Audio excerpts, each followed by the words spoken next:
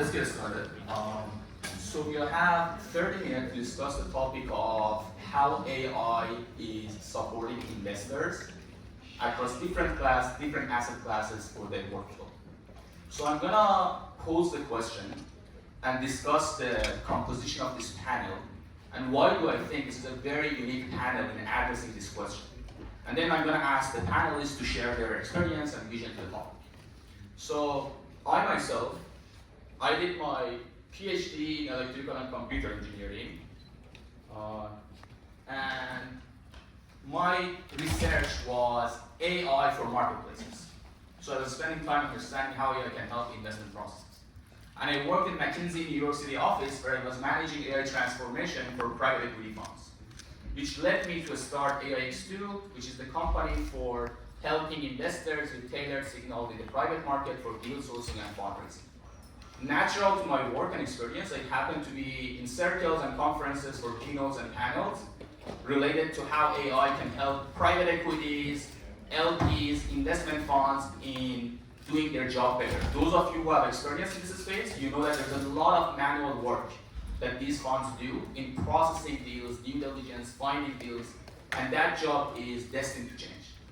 That's the question of this panel, how AI can support it. There are many entrepreneurs, some of them are here in this crowd that are working on addressing this problem, and we have panelists here who are great composition for addressing that. Why I'm excited about this panel? I think this panel is uniquely positioned for addressing this problem from diverse angle of asset classes and experiences. I had a chance to know about Plug and Play. Sobhan, it's a pleasure to have you here. Sobhan has been 11 years with Plug and Play, one of the first 10 employees. Now Plug and Play is one of the largest VCs and accelerators globally. And I'm quoting Professor Ilya Strablov in Stanford GSB. By his research, Plug and Play is one of the top 10 investors in terms of number of unicorn exits. I had a chance to also know David Hefter from BlackRock. David has been 22 years in BlackRock. They're global head of AI and an organization that runs and manages $11 trillion of assets under management on very diverse asset classes. And I know that David and his team are doing some amazing work. By the conversation I have had with his team on AI, a lot of experience, and some of them we are going to hear in this panel. And Homan, I have had a chance to talk to him and know about his work, former entrepreneur who turned into a VC and investor now. And I know as an emerging manager, they are heavily using AI for standing out in these processes. Now, having said that, I would like to open this panel in the time that we have and ask each of our panelists to first share a bit more about their organization, what they do, and then place of themselves in the organization, especially with respect to AI and how they use AI, and share with us what is it that they are doing today with AI for their processes. Let's start from you, Sobhan. Awesome. Thank you so much for having me, Homan. Sobhan here. I'm with Plug and Play. We do invest in startups, as you mentioned, roughly about 250 companies a year. And we have database of about 100. Can you hear me now better? Okay. So we do invest in roughly about 200 companies a year. But more important than the money that we give them is the connection we can make for the portfolio companies. So we work with roughly about 550 corporations worldwide. This is anybody from the C2 office, the corporate development, the investment arm, anybody who's looking for external innovation to understand what they're looking for, and based on that, we connect them to startups. And we have different vehicles of investment, from the family office to sometimes corporations and LP that join our fund. And we have about 60 offices, 65 offices worldwide, about 27 countries. And in our database, we have about 100,000 companies. And these corporations, they ask us for specific technology interests. And you can think of us as like a matchmaking that we do between corporations who buy the technology or use our technology versus startups. So it's very focused on B2B. And this matchmaking right now happens in our ventures, associate mind, and ventures people that we have worldwide. And the area that I've actually talked with Mohammed for a while, and we're trying to see if we can use X2 as well, is like do this matchmaking through the use of AI and technology to make the process much more efficient and faster. I can go deeper into like each sector of the investment process. And so basically, in terms of step one, in terms of sourcing, I think like the previous panel talked about like how to get in front of the VCs. For good startups, it gets very competitive. Actually, there are competition between different VC to invest in your company. And I think one of the areas for us to achieve is using tools like Harmonic to find the founders who are coming from big tech companies or that had acquisition in the past that we know for the second company, third company, probably have a higher chance, higher probability of having a success rate. So that's the step one. And maybe I can have other panels to also go out and go back to other segments. All right. Hi, everyone. Good to meet you all. I'm David Hefter at BlackRock. So BlackRock's a large asset manager. We invest in both public markets and private markets. Myself, my role at BlackRock is focused on our internal use of AI within the investment process specifically on both the public and private side. So I've been there my whole career. We have been a successful company to scale to the size we are because of our use of technology. We have our own technology platform that we build, use, and sell. It's called Aladdin.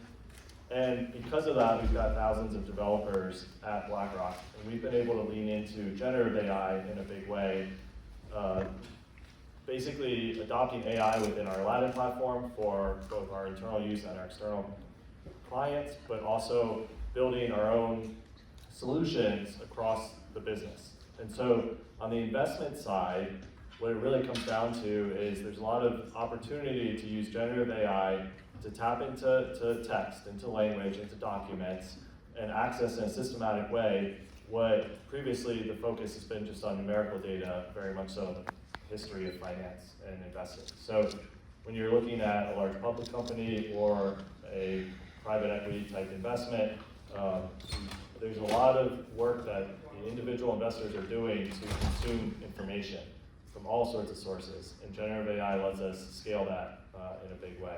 And so a lot of the solutions that we've been building and implementing are all about how can we draw upon the wealth of information that's out there and use it to get smarter about investment decisions. One of the ways you could go deeper in here is to form connections across different entities. If you're focused on a particular industry or a particular company that you're looking to invest in, there's all sorts of ways you could go deep into understanding that business and how it operates, and these connections are the key. A common one that people are familiar with is the supply chain, but you could also look at all sorts of other connections. Who's the customer base? Who are the competitors? What do we know about the executives, the management team, the employees, all the different service providers associated with that.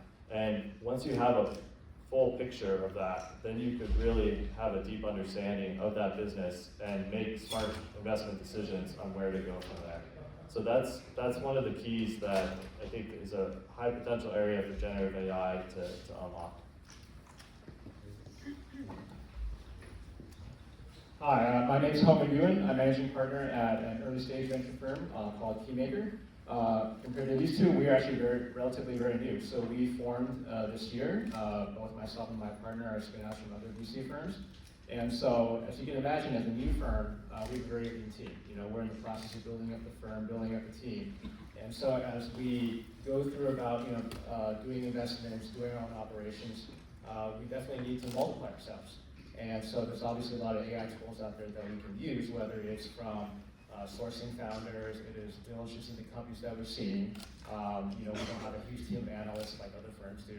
And it's also doing the operations that we need to do to make sure our investors are happy.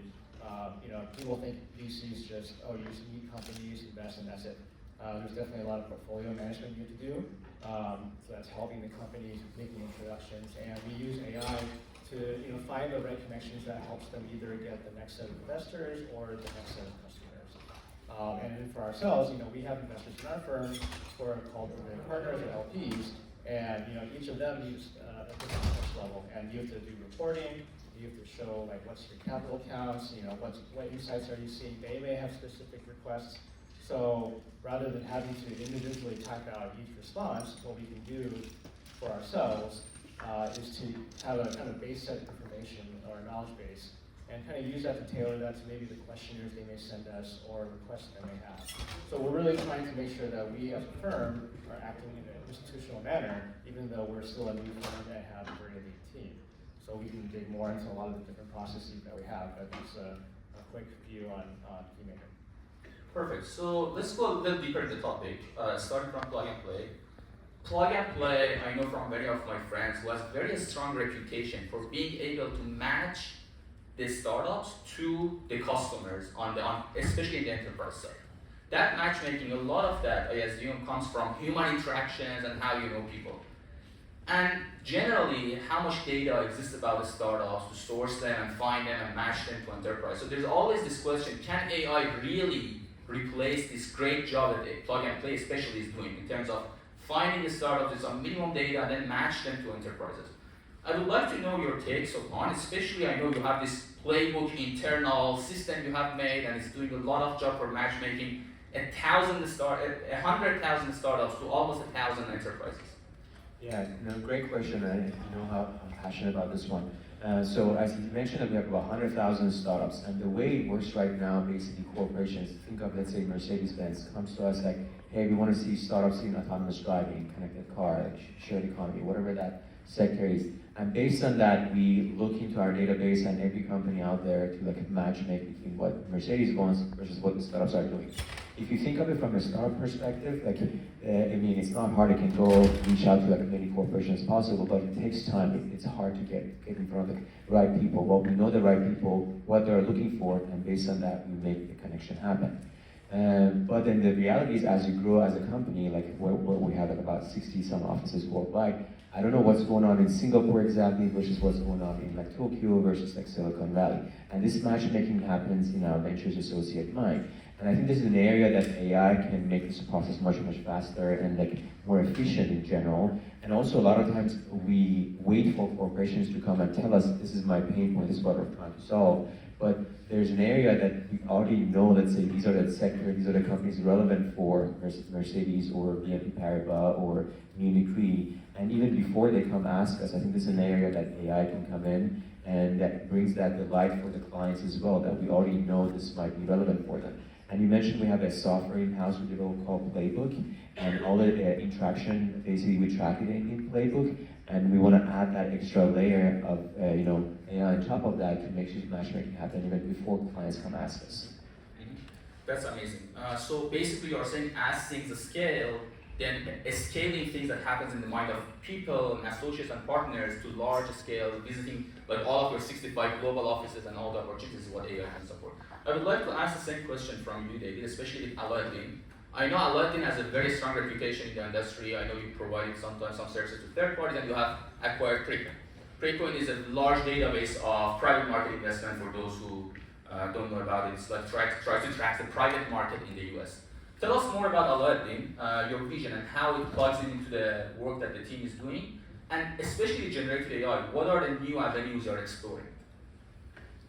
Yeah, so Aladdin is an investment platform used from an end-to-end perspective as an investor. So from an AI perspective, it's all about augmenting just the interaction with the technology, just like you would with you'd expect any other technology platform to evolve over time. It's just this one's for investment. So quickly ask questions rather than navigating through an application. Get the answers back real easily.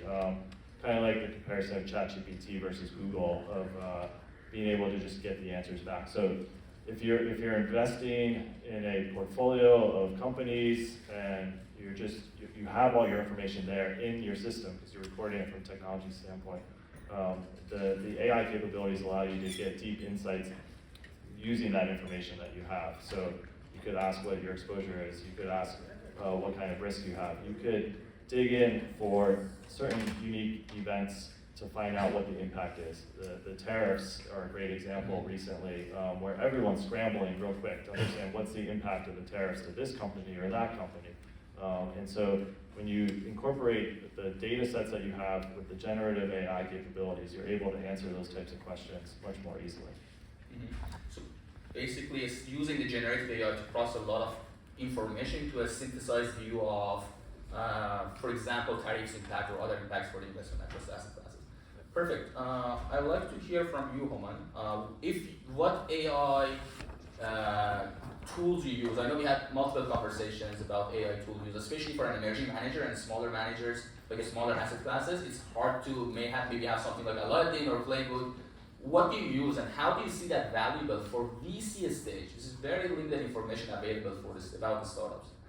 Yeah, I mean, we use actually a combination of GPT and Claude. Mostly just because we're curious as to how each model is doing with the data sets that we have. But as you mentioned, for us, we're doing pre-seed, seed technical founders. There's no peer-reviewed database, PitchBook database that you can just kind of go start mining. You have to kind of be a little bit smart about where are you looking for. Like, okay, you can scrape LinkedIn, you can scrape other sites, but there's a little bit of the art as well as the science. And so, if we have a specific thesis in, let's say, AI infrastructure, and we're looking for different ways to reduce energy usage in data centers, we might start searching for people who have certain backgrounds in certain fields. And so we start looking at that, poking through that. Maybe we reach out to them. But there's definitely a lot of at early stage, there's definitely a lot of deals you have to see, a lot of people you have to meet, and you can't ever overestimate or underestimate the power of meeting someone in person. But to help with that efficient process, we use GPT or Claude to really mine through that data to, at least for a small team like us, make sure that we're hitting the best targets we can hit. Perfect. So it's screening the market at scale, but it doesn't replace the in-person meeting of the founders and others that you want to talk to. Exactly. There's still, it's still a people business, right? Particularly at the early stage. Perfect. So let's now take a turn on entrepreneurs in the audience.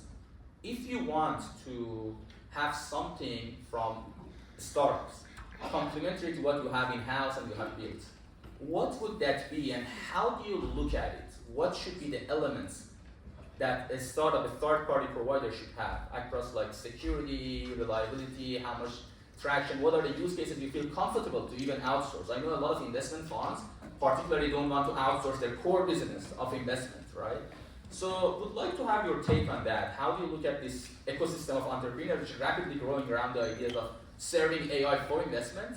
And what is the ups and downs you see and what is your taste for adopting them? I think probably a big part of it is that for an organization like us, the company wants to obviously own the data.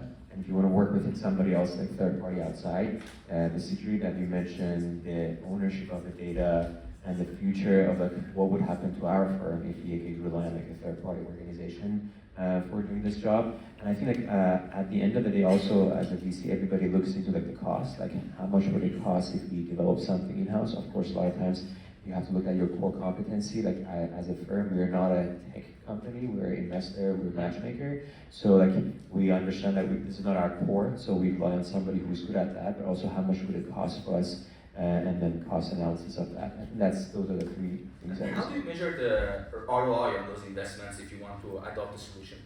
I mean, one way to look at it is basically like how much we can save time from our associate. Let's say if they're spending like, I don't know, 10 hours on doing this due diligence and use a source, use a technology from outside, and each hours costs X much. And if you can reduce that number of hours, on the year we have about 150 associates worldwide, that's a meaningful change in terms of the compensation. Or from the other side, like if you work with like big corporations, as you know, I think it's the same thing probably for McKinsey or consulting companies, that you have a level of churn every year.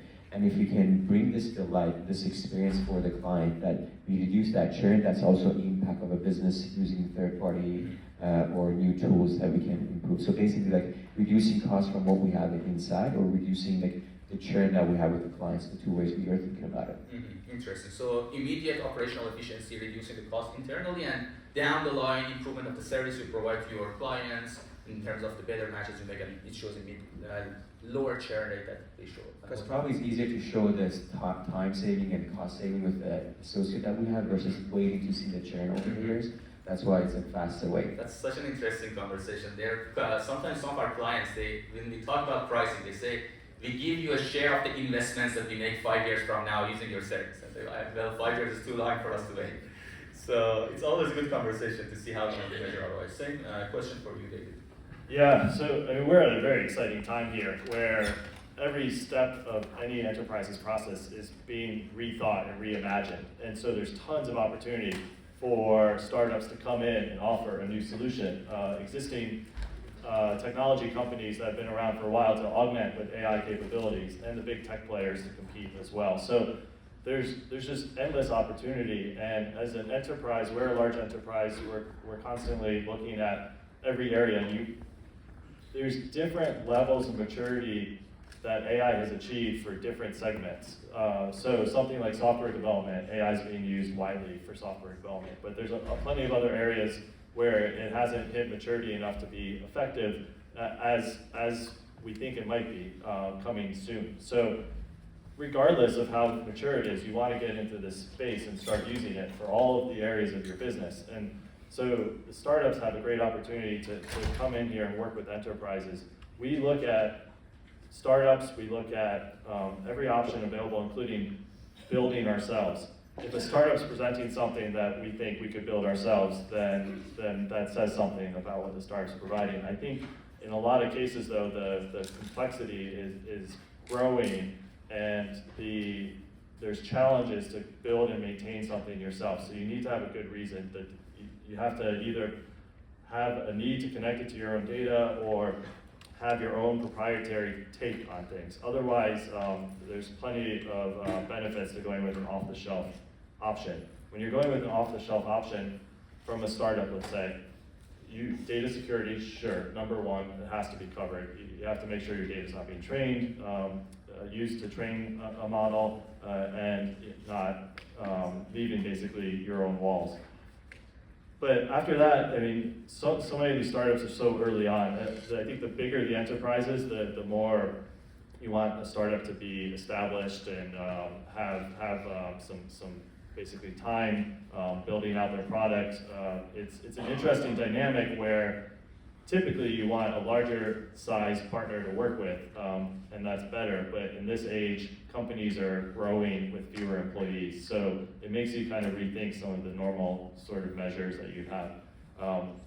When you're finally adopting the tech and using it, it's really hard to measure AI's use, but there are certainly ways you could do where there's actual money being saved or there's time being saved. I think part of going back to the excitement about this space is AI feels like magic in a lot of ways, and when you're using a product and it feels like magic, I think that's just something you can't measure, but you just feel it and you know it, and what that kind of looks like is like, whoa, I'm doing something I couldn't do before, or this is just like working so much better than had I tried to do it on my own.